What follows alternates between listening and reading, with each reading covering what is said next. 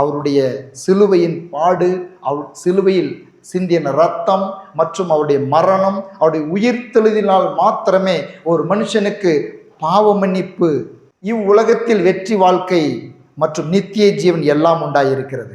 ஆமென். லூக்கா எழுதின சுவிசேஷம் 22வது அதிகாரம் 14 20 வரையிலும். வேலை வந்தபோது அவரும் அவருடனே கூட 12 அப்போஸ்தலரும் பந்தியிருந்தார்கள். அப்பொழுது அவர் அவர்களை நோக்கி, நான் பாடுபடுகிறதற்கு முன்னே உங்களுடனே கூட இந்த பஸ்காவை புசிக்க மிகவும் ஆசையாயிருந்தேன். தேவனுடைய ராஜ்யத்தில் இது நிறைவேறும் அளவும் நான் இதை புசிப்பதில்லை என்று உங்களுக்கு சொல்லுகிறேன் என்று சொல்லி அவர் பாத்திரத்தை எடுத்து ஸ்தோத்திரம் பண்ணி, நீங்கள் இதை வாங்கி உங்களுக்குள்ளே பங்கிட்டு கொள்ளுங்கள். தேவனுடைய ராஜ்யம் வரும் அளவும் நான் திராட்சைப்பழ ரசத்தை பானம் பண்ணுகிறது என்று உங்களுக்கு சொல்லுகிறேன் என்றார்.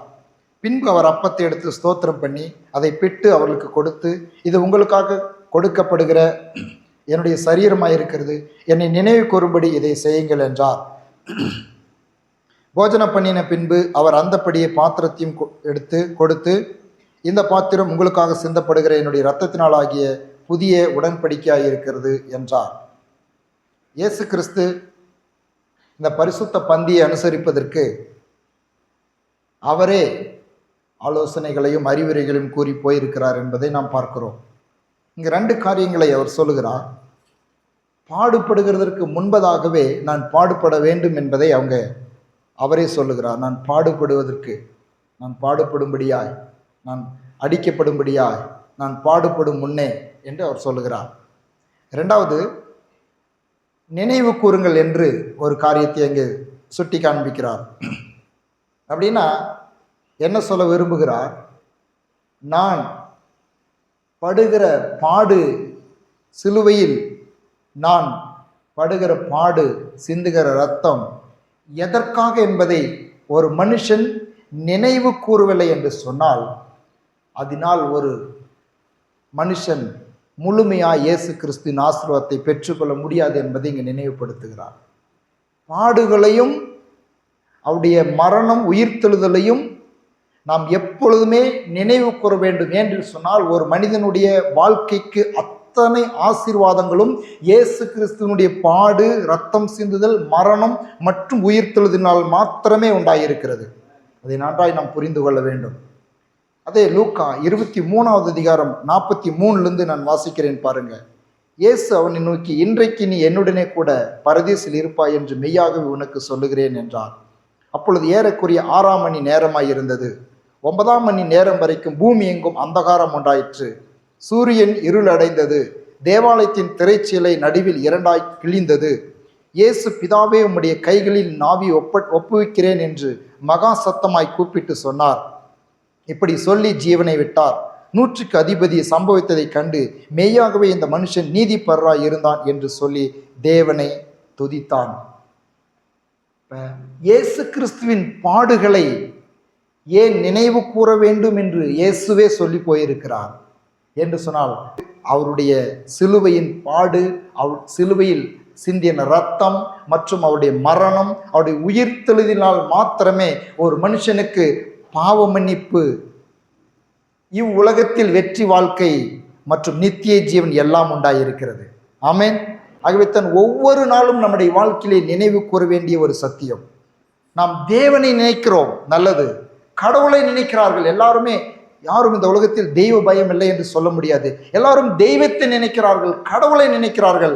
ஆனால் உங்களுக்காகவும் எனக்காகவும் ரத்தம் சிந்தி பாடுபட்ட இயேசுவின் சிலுவை பாடுகளை ஏதோ வருடத்துக்கு ஒரு முறை, ஏதோ லெந்து நாட்களில், ஏதோ குறிப்பிட்ட நாட்களில் நியமித்த நாட்களில் நினைத்துவிட்டு மற்ற நாட்களில் தன் இஷ்டப்படி வாழ்கிற வாழ்க்கையை தான் பார்க்கிறோம். ஆனால் ஆண்டவராகிய இயேசு கிறிஸ்துவின் பாடு, மரணம், உயிர்த்தெழுதல் ஒவ்வொரு நாளும் நம்முடைய வாழ்க்கையிலே மிகுந்த பலனை கொண்டு வருகிறதா இருக்கிறது. ஆகவே தான் அவர் இப்படிப்பட்டதான பரிசுத்த பந்தியை அவர் ஏற்படுத்தி மாதம் ஒரு முறையாவது நாம் அதை இன்னும் ஆழமாய், இன்னும் உள்ளத்தின் ஆழத்திலிருந்து நினைவு கூற வேண்டும் என்று இந்த பரிசுத்த பந்தியை அவர் ஏற்படுத்தி இருக்கிறார். அவருடைய பாடு மரணத்தினால் என்ன கிடைத்திருக்கிறது நமக்கு? எபிரேயர் 10:19-20. ஆகையால் சகோதரரே, நாம் பரிசுத்த ஸ்தலத்தில் பிரவேசிப்பதற்கு இயேசுவானவர் தமது மாம்சமாகி திரையின் வழியாய் புதிதும் ஜீவனுமான மார்க்கத்தை நமக்கு உண்டி பண்ணினபடியால் அந்த மார்க்கத்தின் வழியாய் பிரவேசிப்பதற்கு அவருடைய இரத்தத்தினாலே நமக்கு தைரியம் உண்டாயிருக்கிறபடியினாலும், எல்லாம் சொல்லுங்க, இரத்தத்தினாலே, இயேசுவின் இரத்தத்தினாலே, இயேசுவின் மாம்சத்தினாலே. பாருங்க, இயேசுவின் சரீரம் சிலுவையில் கிழிக்கப்பட்டதினாலும் இயேசுவின் இரத்தம் சிந்தப்பட்டதினாலும் நமக்கு ஒரு தைரியம் உண்டாயிருக்கிறது. பிதாவை அப்பா என்று கூப்பிடவும் அவரிடத்தில் உரிமையோடு ஜெபிக்கவும் நமக்கு தகுதி கிடைத்திருக்கிறது. இன்னைக்கு அவர் தெய்வம், பாவத்தை பாராத சுத்த கண்ணர் நம்முடைய தெய்வம். அப்படிப்பட்ட கடவுளுக்கு முன்பதாக நின்று ஜெபிப்பதற்கு நமக்கு என்ன தகுதி இருக்கிறது? இயேசுவின் இரத்தத்தின் மூலமாக மாத்திரமே அவரிடத்தில் செல்வதற்கு தகுதி உண்டாயிருக்கிறது என்று சொல்லி வேத வசனம் சொல்லுகிறது.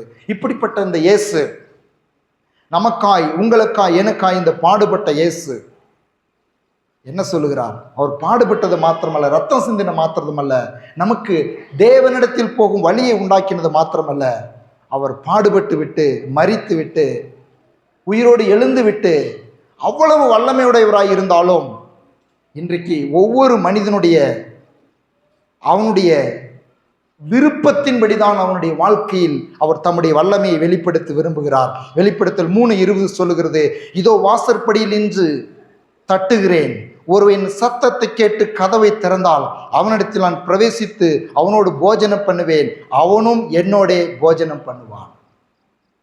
பாருங்க, உங்களுக்காக எனக்காகவும் பாடுபட்டவர், ரத்தம் சிந்தினவர், மீண்டும் உயிரோடு எழுந்தவர். அவர் உயிரோடு அவர் மரிக்கும் பொழுதும் உயிரோடு எழுந்த பொழுதும் மிகுந்த வல்லமை பூமியிலே வெளிப்பட்டது. மரிக்கும் பொழுதே கற்பாறைகள் பிளந்தது, மரித்தவர்லாம் உயிரோடு எந்திரிச்சாங்க அப்படின்லாம் பார்க்கிறோம். பூமி இருளடைந்தது, திரைச்சீலை 2ஆய் கிழிந்தது.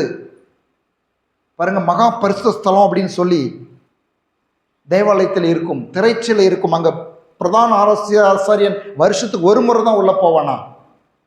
ஒரு ஊழியக்காரர் இப்படி சொல்றாரு, திரைச்சீலை 2ஆய் கிழிந்தது, நாம் உள்ள போறதுக்கல்ல, உள்ள யாரும் இல்ல, தேவன் வெளியே வந்து விட்டார், மனிதருக்குள் வாசம் பண்ணும்படியாக வந்து விட்டார் என்பதை காண்பிப்பதற்காக திரைச்சீலை கிழித்தார் என்று.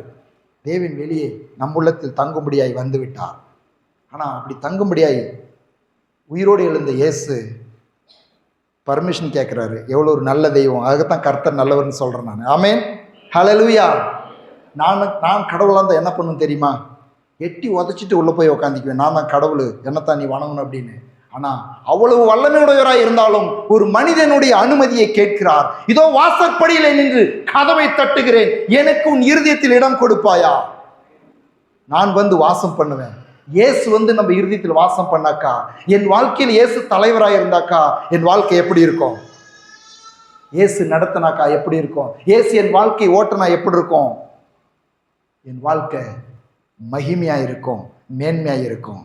ஆகவே இந்த நேரத்தில் உங்களுடைய இருதயத்தில் இயேசுக்கு இடம் கொடுக்கும்படியாய் இயேசு அழைக்கிறார். 2 கொரிந்தியர் 6:2 சொல்லுகிறது, அனுக்கிரக காலத்திலே நான் உங்களுக்கு செவி கொடுத்து இரட்சண்ய நாளிலே உனக்கு உதவி செய்தேன் என்று சொல்லி இருக்கிறாரே, இதோ இப்பொழுதே அனுக்கிரக காலம், இப்பொழுதே இரட்சண்ய நாள். ஆமென். ஒருவேளை இந்த சத்தத்தை கேட்டுக்கொண்டிருக்கிற நீங்கள் யாராய் இருந்தாலும் நான் ஒரு சம்பவத்தை சொல்லி இந்த பரிசுத்த பந்திக்கு போக விரும்புகிறேன்.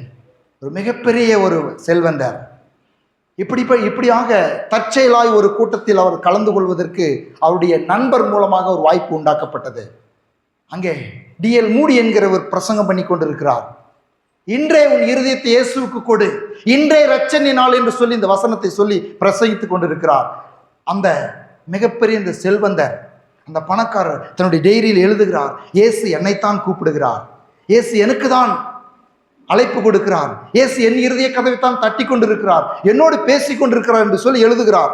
எழுதிக்கொண்டு நான் கதவை திறக்கும்படியா இயேசு என்னுடைய இருதயத்தின் அண்டையிலே நின்று தட்டி கொண்டிருக்கிறார், எனக்காகத்தான் இதை பேசுகிறார் என்று சொல்லி அவருடைய டைரியில் எழுதி கொண்டே இருக்கிறார். எழுதிவிட்டு கடைசியாக ஒரு எழுதுகிறார், இன்றைக்கு மிக முக்கியமான ஒரு பார்ட்டி இருக்கிறது, அந்த பார்ட்டியிலே என் நண்பர்களோடு இன்றைக்கு இயேசுக்கு இடம் கொடுத்து விட்டால் என் நண்பர்களோடு கூட அந்த சந்தோஷத்தில் நான் பங்கெடுக்க முடியாது.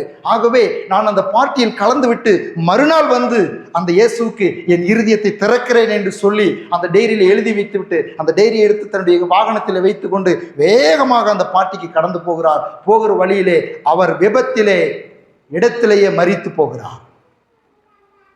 அவருடைய சவத்தை பரிசோதனை செய்து, அவருடைய காரை பரிசோதனை செய்தவர்கள் எடுத்து அந்த டைரியை வாசித்து விட்டு இந்த அறிக்கையை சொல்லுகிறார்கள்.